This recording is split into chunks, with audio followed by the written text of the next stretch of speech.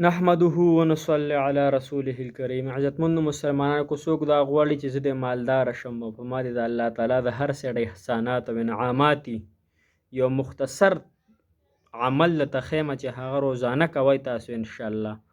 وخت په 1 منټ لګي او انشاءالله دونه مجربه او دونه بهترینه چې انشاءالله یقین سره تاسو کوئ که نه او روزانه یې کوئ که نه، څنګه چې درته زه ویم وخت په 1 منټ لګي. نو انشاءالله ستاسو به الله تعالی غریبي، فقیري، محتاجي او د رزق تنګسیا به ستاسو ختمه شي.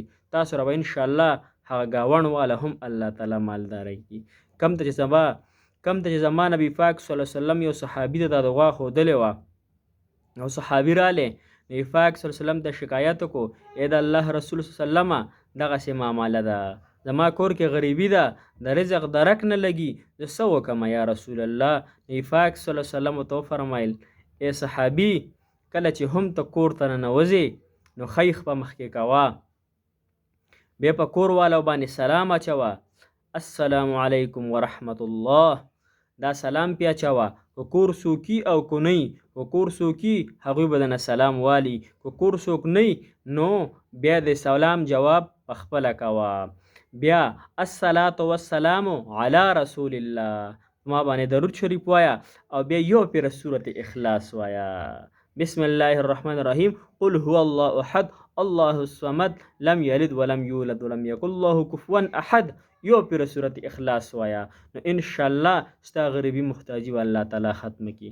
نو څنګه چې یو څو ورځې هغې صحابي دا عمل وکړو، نو بیا رالی نبي پاک صلی الله علیه وسلم ته څه فرمایي، عرض کوي، یا رسول الله صلی الله علیه وسلم، ما باندې خو الله تعالی دونه د رزق دروازې کولاو کړه، دونه پراخي را باندې راوسته چې ما سره ګاونډیان هم الله تعالی مالداره کړه. په یو وړوکي عمل باندې دونه الله تعالی دونه فراخي ورکوي. او دا عمل د تجربې نه وتی دی، دا عمل خلکو ازمو کړی دی.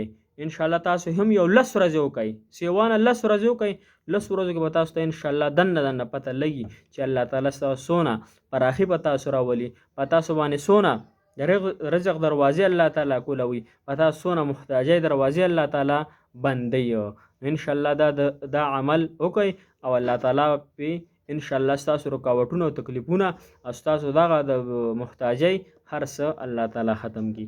الله تعالی ما تاسو له په دې باندې د عمل کولو توفیق را نصیب کړي. واخر دعوانا الحمدلله رب العالمین. جزاک الله.